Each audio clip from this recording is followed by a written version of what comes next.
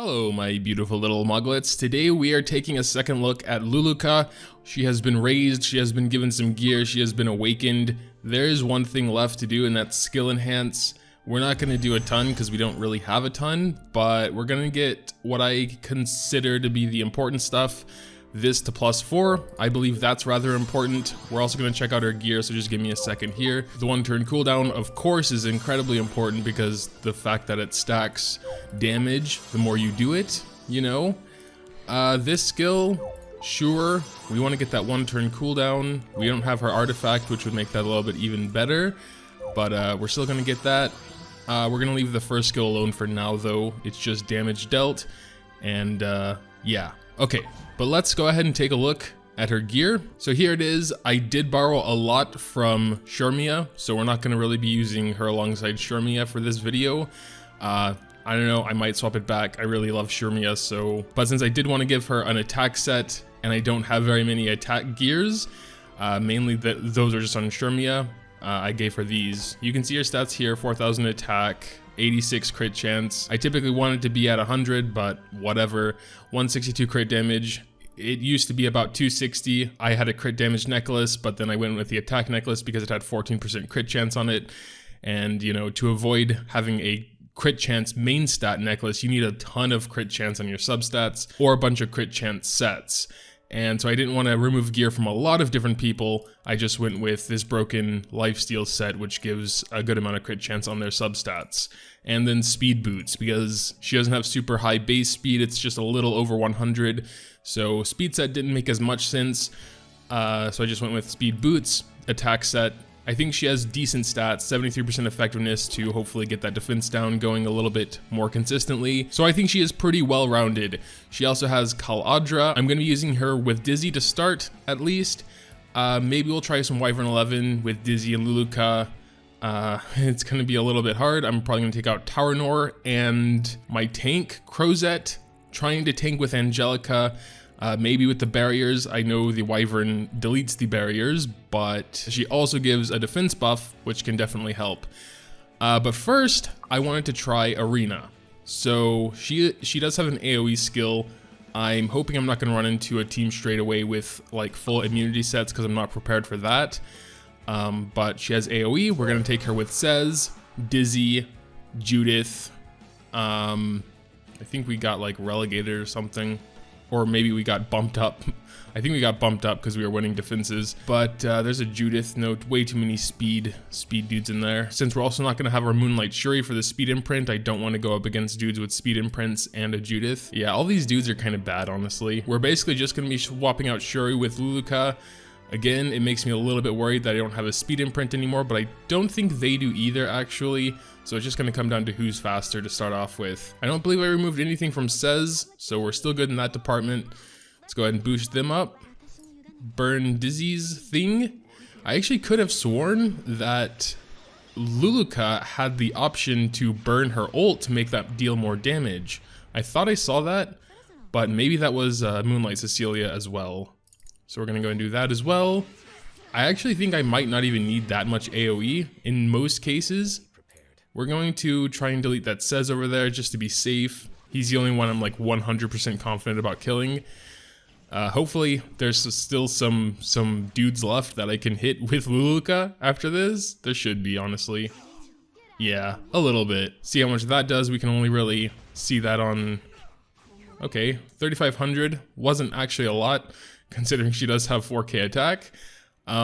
But I mean, that is a tank, so to be expected, I suppose. I might switch out Cez with Watcher Shuri, actually. We're going to try this team down here. It's a little bit more tanky with the Dain in there. And also, I don't think I need 3 big AoEs in there, probably.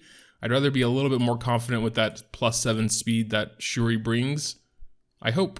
Yeah, he has AoE speed imprint. There's also Shadow Rose, but I'm not too worried about Shadow Rose, to be honest. Even our Dizzy's faster, so it's cool. Oh, but actually, Luluca also has 100% combat readiness right now, so she's not that fast, though. I guess Shuri's just really slow. Oh yeah, that did almost no damage. Her ult usually does a decent amount of damage. Now I'm kind of regretting not having, oh lord. Yeah, Luluca actually, it's kind of a shame because she should be faster than Dizzy.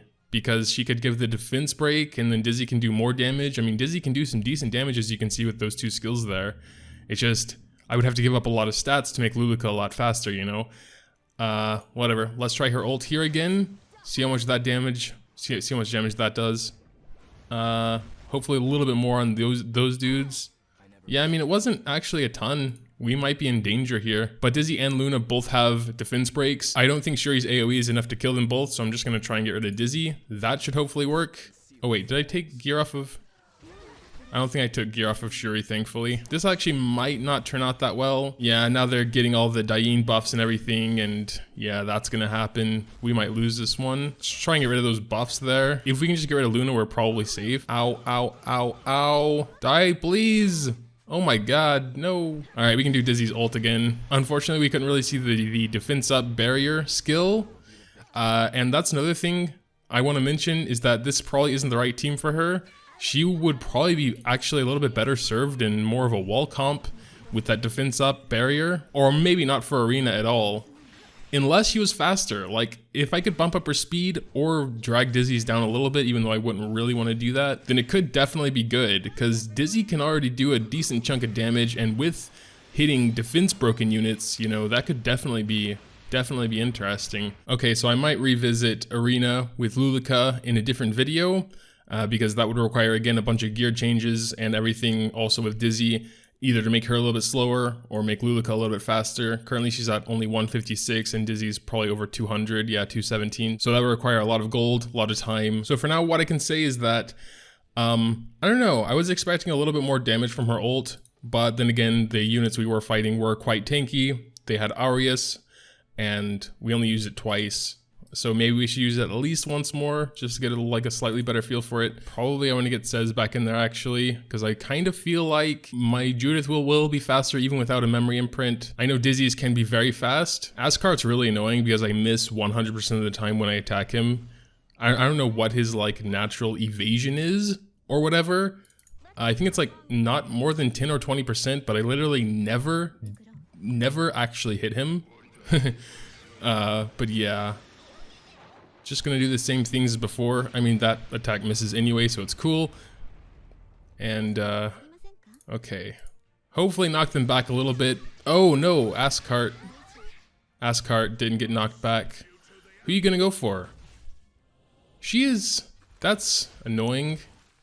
Oh, but you missed, because you have Dizzy debuffs. Okay. Let's go ahead and do this again. Again, you know, I really want to try the barrier. This seems like a tanky enough team, so where we do get a second turn, perhaps. Oh, but that did pretty good. Pretty good damage. Again, it's just I really want her to be faster. That's the main takeaway from Arena. And one of the reasons I really want Bellona, because she is naturally fast, and she has AoE Def Break, you know? Kerchunk. So I'm not too sure about her potential in Arena, at least with my team. But yeah, there is that. We're going to go to Wyvern 11 because I already mentioned that she could be quite good here with her defense break. Yeah, we could try Dizzy. Sure, why not? So of course you can't really do Wyvern 11 unless you can fully auto it because, you know, when you really want to farm gear, I don't think anyone in the right mind wants to manually do Wyvern 11 1,000 times, you know. I'll think about swapping Dizzy back out with Tauronor to get even more defense breaks in there. If this is too slow or it actually just doesn't work out. Also, as a solo healer, Angelica is a little bit iffy because she's going to do her ult regardless. She would probably need Candlestick, actually. Candlestick would be pretty good here if you're trying to do frontline Angelica, I can imagine, or Water's Origin. I mean, there are a lot of good ones, just not not the one I currently have on her, which is the, like, this potion thing that has a chance to remove a debuff. I mean, she can get debuffed, but it's like not worth it. There are many better artifacts, so if she dies, then I'm sure an artifact change could solve that. Hey, well, this might do a decent amount of damage actually. Not really, but we got the defense break so that Luna can do a decent amount of damage. Also, there is this artifact for PvE when you're doing AoE skills versus elite or boss monsters that does extra damage.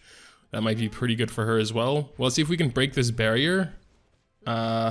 If not, we might need to go back to Tauranor. Yeah, we could, but we did get a lucky Luna dual attack. So if not for the dual attack, I don't think we could have broken it. But Angelica is still surviving. I'm not sure if I just haven't been paying attention enough, but I don't know if Luluca actually ever did her shield defense barrier thing. I'll have to watch back the footage when I'm editing, but I didn't notice any barriers or defense breaks. So is she just like not doing that on auto or? But yeah, I mean, it worked, I guess. I don't know if she played a big part in the success of the run, mainly just my tanky Angelica, because as long as the front line survives, you can do it eventually, and you have enough damage, of course.